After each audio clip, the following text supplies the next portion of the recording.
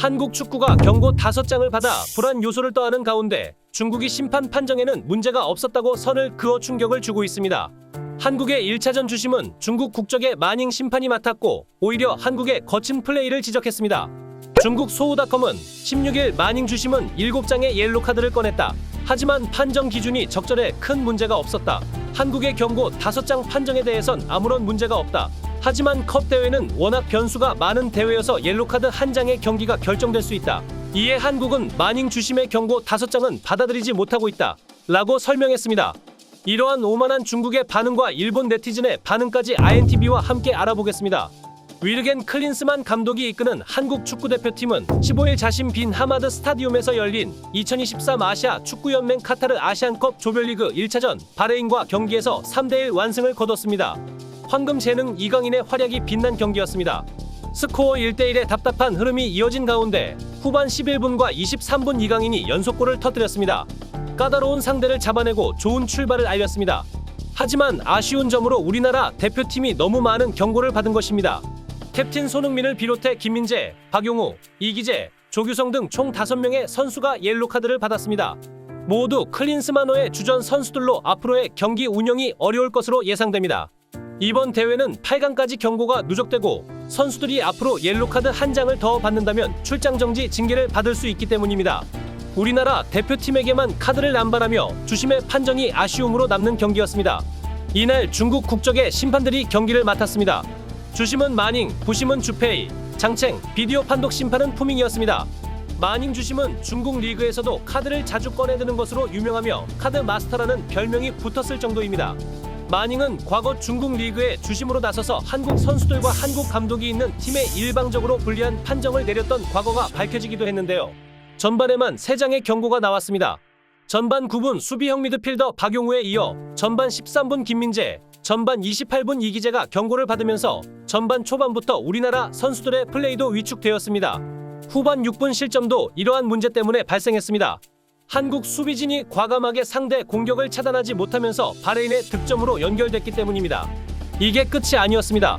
후반에는 공격수 조규성, 손흥민이 경고를 받았고 손흥민의 경우 상대 페널티 박스 안에서 넘어졌으나 주심은 시뮬레이션 반칙을 선언했습니다.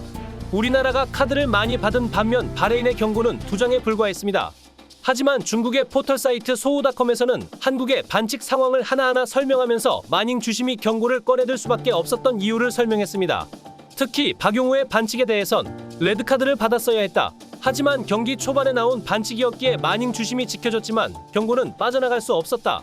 옐로카드에는 아무런 문제가 없었다. 이는 한국 팀에 다음부터 조심하라고 알려준 것이다. 라고 전했습니다. 또 손흥민의 시뮬레이션 반칙과 관련해선 잉글랜드 프리미어리그 득점왕이 그렇게 넘어지면 안 됐다. 라고 지적했습니다. 중국은 오는 17일 레바논과 2차전을 치를 예정입니다. 앞서 1차전 중국은 약체 타지키스탄을 맞아 0대0으로 비겨 승리가 필요한 상황입니다. 공교롭게도 이 경기는 한국 고영진 심판이 주심을 맡아 관심이 쏠리고 있는데요. 소우닷컴은 중국에 불리한 판정이 나올 수 있다고 걱정하고 있는 모양입니다. 마닝의 경고 5장은 중국 바레인 경기에 영향을 미칠 수 있다. 중국 팬들이 우려하고 있다. 라고 전하며 걱정하고 있는 듯한 모습을 보였습니다. 중국의 일관성 없는 카드 남발에 대해서 일본 매체들도 이러한 한국 매체와 네티즌들의 반응에 대한 보도를 내기 시작했습니다. 해당 보도를 접한 일본 네티즌들은 오히려 심판의 결정이 정당했다며 한국 국가대표팀에 대한 비난을 쏟아냈는데요. 이런 일본 네티즌들의 비난 여론은 일본 사커 다이제스트 매체가 15일 공개한 중국인 주심이 경기를 망쳤다. 한국 대표팀이 바레인에 고전한 원인은 불가한 심판 때문이라고 모국 미디어 규탄. 보도의 댓글에서 많이 드러났습니다. 한 네티즌은 계속 경기를 봤지만 불가피한 판정이었다.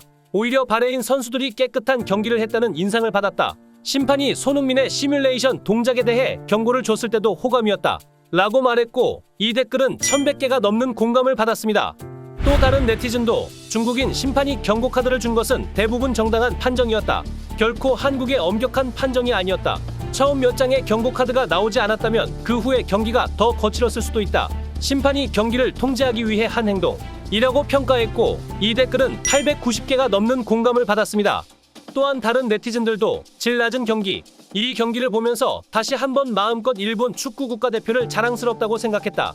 오늘 거친 경기를 한 건 심판이 아니라 한국 선수들이었다고 생각한다. 한국은 경기를 잘 못하면 심판을 탓한다. 흔들리지 않는 자세에 변함이 없다.